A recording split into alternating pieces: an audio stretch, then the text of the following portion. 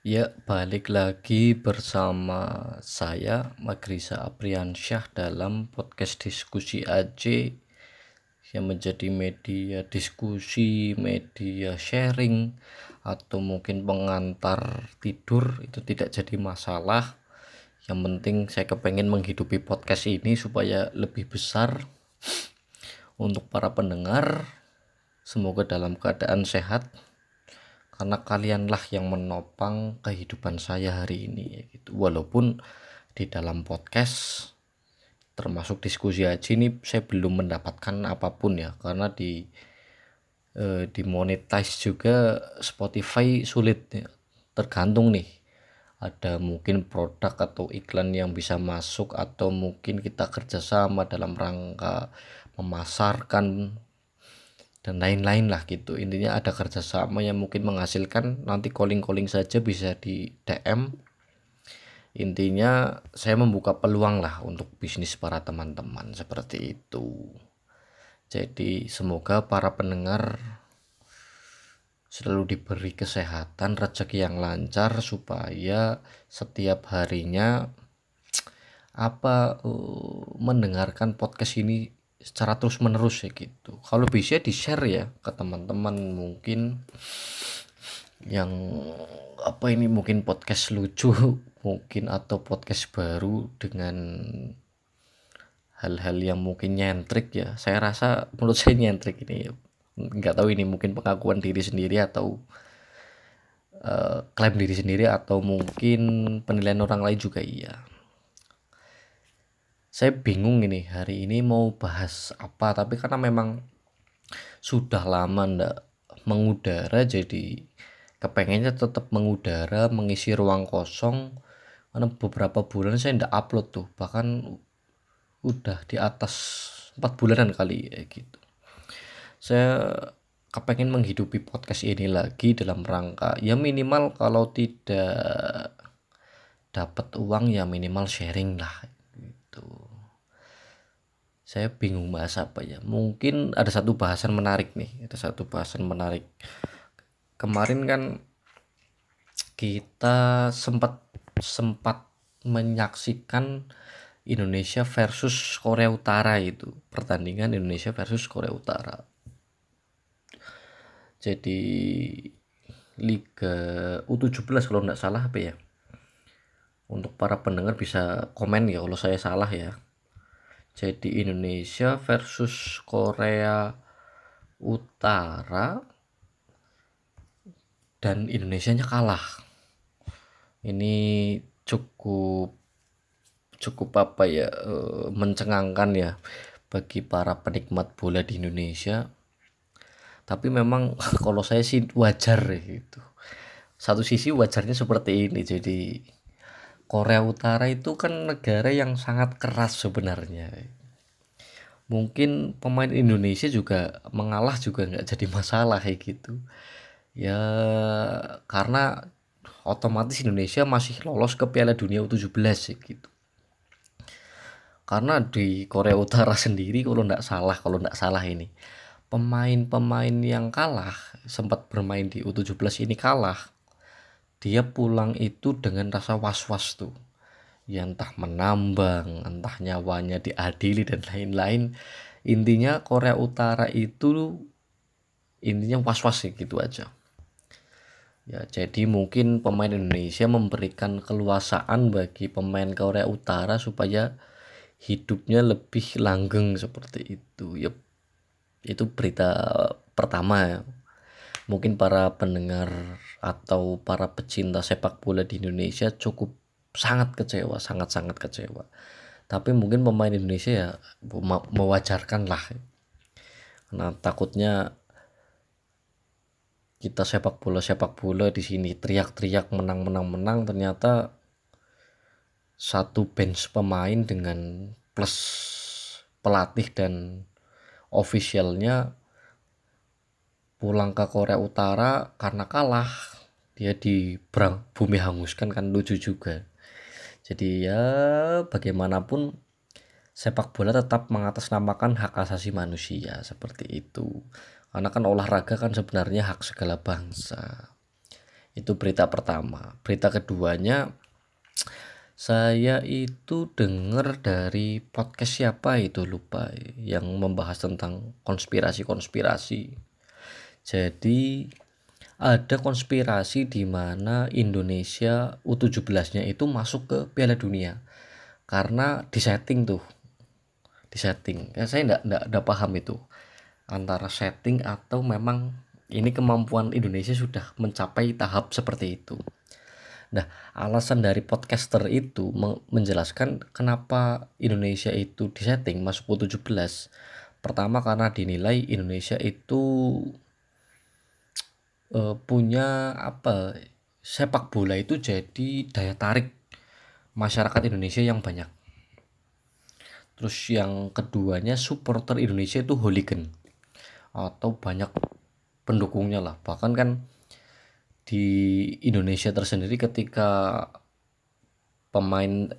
ketika timnas itu lagi main banyak digelar nobar, nonton bareng ya, nutup alun-alun dan lain-lain. Nah, podcaster itu mengatakan hal itu menjadi alasan karena supporternya hooligan atau berani mati, intinya itu dijadikan Indonesia itu masuk U17 Piala Dunia gitu.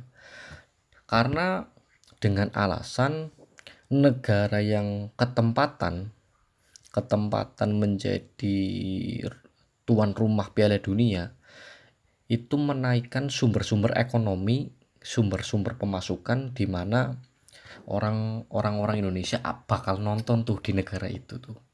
Misal U17 main, karena supporter Indonesia hooligan berani mati dan dia istilahnya ya sangat suka gitu, dia bakal berbondong-bondong datang ke negara tuan rumah yang bertempatan Piala Dunia dan memperbanyak pemasukan Piala Dunia seperti itu. Yang pertama dari tiket, keduanya dari mungkin tingkat makanan ya, warung-warung di sana kan juga naik, ketiganya penginapan, keempatnya mungkin souvenir. Jadi seperti itu dua berita ya, belum masuk intinya, tapi intinya mungkin masih sama gitu. Itu saya baca dua berita dulu supaya jadi prolog. Saya karena dari pertama dua hal tersebut saya ceritakan, saya kepengin membahas tentang masalah seputar sepak bola nih. Pertama, disclaimer dulu nih, saya tidak begitu paham dengan sepak bola pertama, tapi saya kepengin membahas mungkin di sisi lainnya. Jadi kalau mungkin ada salah kata, salah kalimat, atau kurang serg dari pendengar, silahkan di komentar saja atau mungkin di DM di Instagramnya Diskusi AJ, supaya saya tahu tuh salahnya saya di mana ketika membahas seputar sepak bola. Seperti itu. Kalau jadi saya membahas seputar sepak bola ini, seputar sepak bola Indonesia, di mana dari tahun ke tahun ya memang liga atau permainan sepak bola Indonesia itu sangat tidak berkembang. Misal contoh liga-liga 1 yang diadakan atau mungkin trofeo dan lain-lain itu tidak pernah diadakan lagi seperti dulu. Misal Liga Jarum itu banyak tim tuh. Nah, sekarang hari ini jarang sekali diadakan, atau bahkan ketika diadakan tim-timnya masih terbatas. Pertama itu sepak bola hari ini. Terus apakah sepak bola ini jadi primadona di Indonesia? Sangat jadi primadona. Karena mungkin seluruh orang dapat melihat, dapat memainkan, minim-minim kan memainkan tuh. Ya modal kaki, nendang-nendang, nggak tahu nendang bola atau nendang kaki dan lain-lain. Nah, ketiga ini jadi faktor kenapa sepak bola itu masih menjadi peminat nomor 1.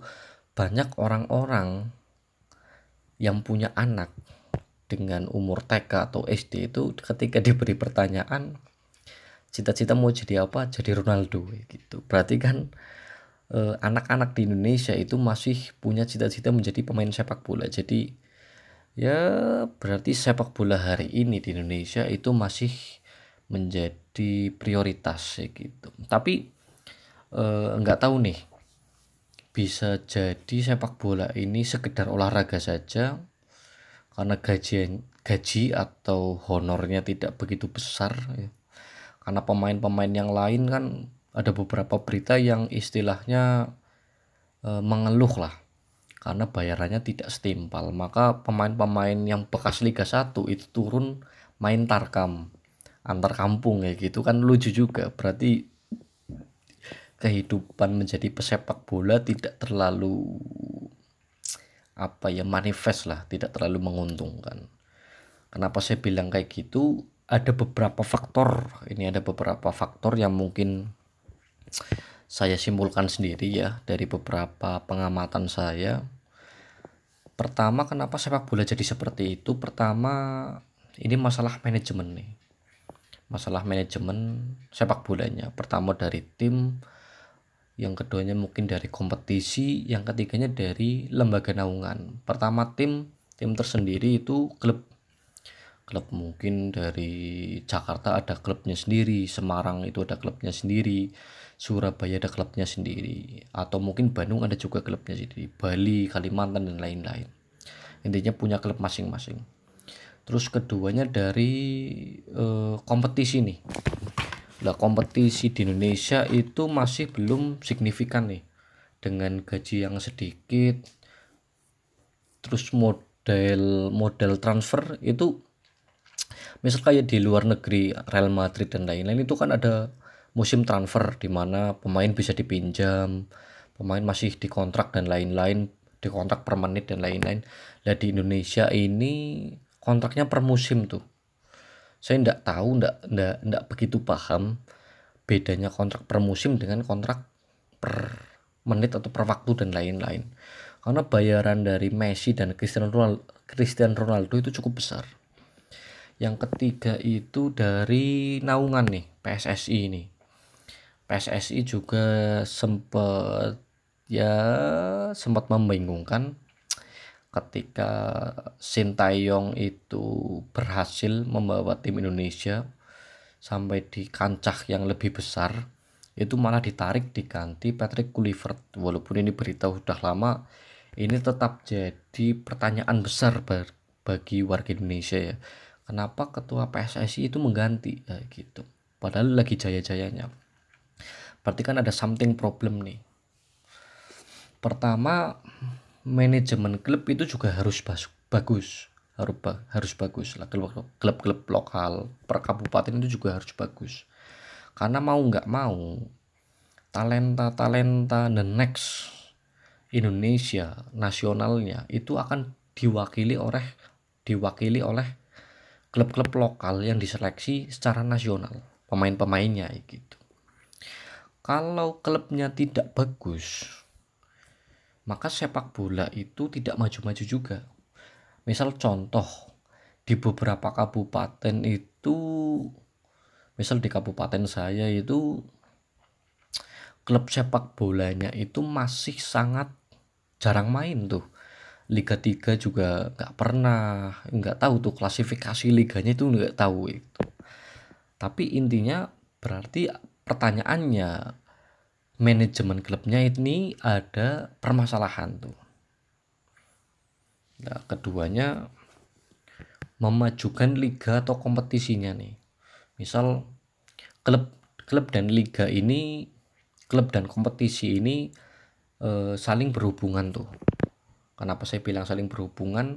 Ketika sering main, maka manajemen klub itu akan lebih bagus karena bisa masuk sponsor dan lain-lain. Kalau liganya juga buruk, maka klub juga tidak akan berkembang tuh, tidak akan bisa tes ombak dan lain-lain. Ya pertandingan kan, sebuah klub itu bisa dinilai baik kalau ada perkembangan lah. Perkembangan itu dinilai dari setiap pertandingan. Kalau jarang main ya jarang berkembang, seperti itu. Kalau semisal ada yang ngomong bahwa mengadakan kompetisi sepak bola kelas nasional itu dengan biaya yang mahal. Nah, pertanyaannya, kenapa tidak cari uang yang misal CSR dari BUMN, yang entah Pertamina itu kan dulu pernah mengadakan BRI Liga 1 atau Liga 1 BRI lah, saya lupa. Berarti kan bisa nih, bisa mengadakan kompetisi atau liga yang lebih baik dengan CSR ini. Dan juga klub lokal itu juga bisa didanai oleh CSR. Misal bank-bank daerah kan juga ada, misal Persija, karena dia mewakili Jakarta, maka sponsornya adalah Bank Jakarta tuh. Terus misal Sriwijaya FC itu diwakili Bank Sumsel, kayak gitu kan bisa tuh didanai. Atau mungkin naik grade, ya mungkin dari BUMN, Pertamina, ya Mandiri dan lain-lain gitu, atau PLN. Ini kan bisa mengambil CSR ini. Tapi sayangnya memang saya tahu kenapa olahraga ini ketuanya harus merupakan pejabat publik jadinya. Jadi seluruh olahraga, misal dari karate, dari sepak bola, terus dari pencaksilat dan lain-lain, itu pemimpinnya harus pejabat karena dia yang punya akses sebenarnya. Dia yang punya akses masuk, dia yang bisa cari uangnya, dia yang bisa mengadakan kompetisinya. Jadi seperti itu. Pertama dari manajemen klub, manajemen kompetisi sudah saya bahas. Yang selanjutnya PSSI nih sebagai naungan. Seharusnya kan PSSI ini, Persatuan Sepak Bola Seluruh Indonesia, menjadi naungan paling tinggi nih masalah sepak bola. Seharusnya menekan klub-klub lokal itu lebih naik. Karena justru kan ketika banyak klub lokal yang naik, maka status sepak bolanya lebih tinggi. Misal seperti negara Argentina, seperti negara Brasil, itu dengan sepak bola yang maju. Atau mungkin Inggris, Liga 1-nya, Liga 2-nya, dan lain-lain itu banyak. Jadi tim Inggris itu maju karena liga lokalnya itu disupport, intinya liga lokal disupport oleh klub lokalnya yang sangat berkembang. Terus selanjutnya kadangkala gini, di Indonesia itu masih mengkodifikasikan antara olahraga dan bisnis. Olahraga ya olahraga, bisnis ya bisnis gitu. Dengan menurut saya pribadi, memajukan tim itu tidak hanya dengan sponsor. Misal klub lokal itu masih punya stadion-stadion lokal, misal kayak Solo PSIS, dia punya stadion Manahan. Terus Jakarta dia punya JIS dan lain-lain lah. Intinya dia masih punya stadion lokal yang bisa bermain lah. Kenapa stadion itu tidak dilakukan bisnis? Karena di Indonesia itu banyak kodifikasi yang menurut saya blur antara olahraga dan bisnis. Padahal kalau di luar negeri yang namanya sepak bola itu ya bisnis gitu. Pertama, kita kalau belajar dari Liverpool, stadionnya itu bisa dibuat rekreasi pertama, keduanya buat pembelajaran, ketiganya disewa untuk latihan dan lain-lain. Terus yang selanjutnya, bisnis juga bisa dilakukan dalam rangka menunjang tim sepak bola lokal ini supaya lebih mandiri. Misal penjualan merchandise, ya baju lah ya dan lain-lain. Tapi ini juga ditunjang oleh ekonomi yang baik sebenarnya dari sebuah negara ya. Ya sekarang setiap klub itu mengeluarkan merchandise asli dijual ke masyarakat, ternyata daya beli masyarakatnya juga kurang kan, ini jadi pertanyaan juga. Dan kalau misal tim lokal kita buat jersey, buat merchandise dan lain-lain, mengeluarkan yang asli, masyarakat juga jangan pernah beli yang palsu juga dong, kayak gitu. Jadi kita saling mendukung supaya iklim sepak bola di Indonesia lebih bagus gitu. Jadi kita kurang-kurangilah antara sepak bola dan bisnis itu terlalu jauh. Ya sekarang Cristiano Ronaldo aja yang main sepak bola ya endorsement kayak gitu. Jadi dia mengendorse banyak produk dan lain-lain supaya kehidupan pasca pasca dia jadi sepak bola atau ketika dia tidak main, dia masih punya pendapatan pasif. Terus selanjutnya saya melihat ini minimal menurut saya pribadi, minimal menurut saya mental apa ya, mental sepak bola Indonesia itu masih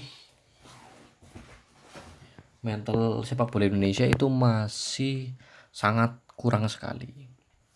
Jadi yang saya tahu, saya baca di biografi Messi atau Ronaldo, Messi dan Ronaldo walaupun sebagai pemain yang cukup tinggi di kancah internasional, ketika dia duduk di bangku cadangan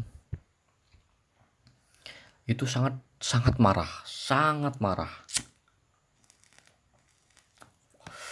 Pemain sebagus saya itu selalu kenapa di cadangan gitu. Ya, beda dengan mental pemain sepak bola Indonesia nih.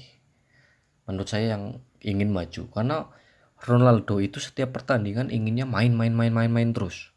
Nah, sedangkan di Indonesia yang penting dapat gaji, yang penting bisa membahagiakan orang tua, walaupun di bangku cadangan cukup. Dan ini kan seolah-olah rasa nasionalismenya kurang.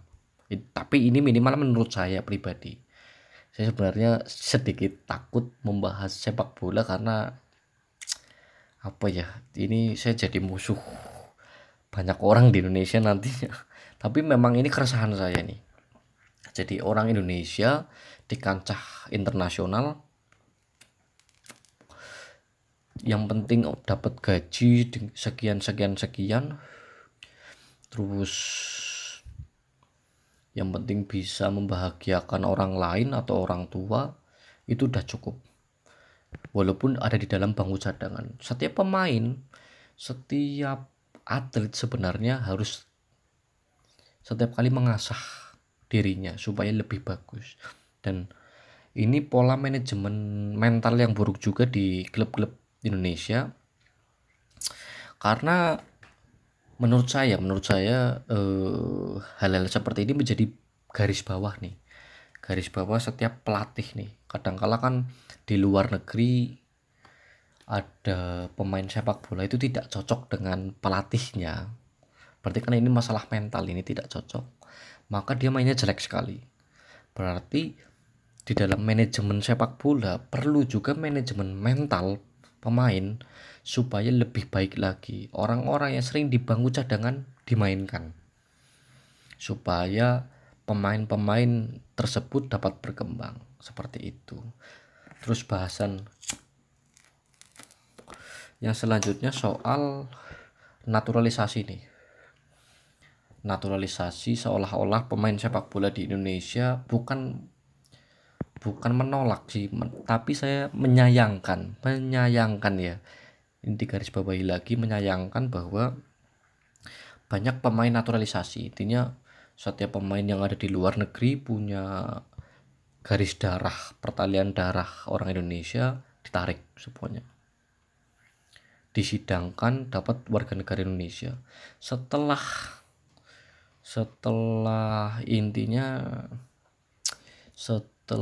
dia main, setelah liga selesai, kompetisi selesai, ya udah dia nggak mungkin balik lagi ke Indonesia, dia mainnya di liga yang lain. Dan menurut saya pribadi, kalau saya dulu main PS tuh ada Master League gitu, Liga Master, yang membuat pemain muda itu dari 0 sampai menjadi bintang, itu kan ada tuh. Saya mencontoh hal itu. Misal pemain-pemain di Indonesia yang bagus, yang masih muda, dididik, terus diolah menjadi hal yang baik, menjadi pemain baik, sehingga dapat dimainkan di liga selanjutnya. Itu menurut saya pribadi. Jadi masalah naturalisasi ini juga masalah problem lah. Kenapa setiap kali kompetisi seorang pelatih atau manajer baru menarik beberapa orang dari luar negeri masuk Indonesia? Kenapa tidak dari dulu? Intinya ya disemangatin, ditarik di Indonesia, disemangatin dan diyakinkan, diberi sugesti bahwa main di Indonesia itu dalam rangka mengharumkan Indonesia. Jadi seperti itu. Terus selanjutnya ada lagi masalah, kita tahu di sepak bola Indonesia itu masalah konflik supporter nih. Konflik supporter ya berkepanjangan. Ya antara daerah satu dengan daerah yang lain, lokal supporter itu masih punya konflik.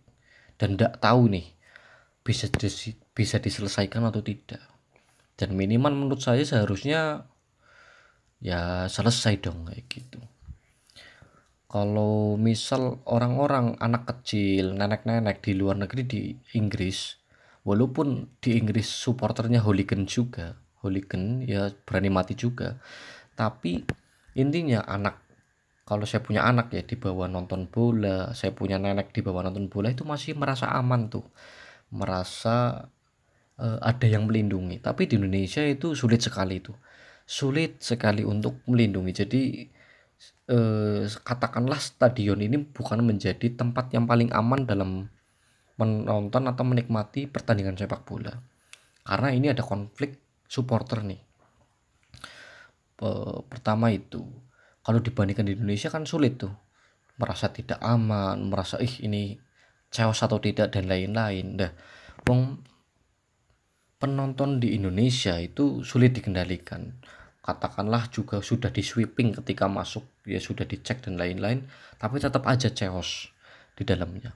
Dah, penonton juga harus berpikiran nih, untuk membangun sepak bola yang baik, maka penonton juga tidak boleh rusuh seperti itu. Karena ini saling mendukung lah antara klub dan penonton.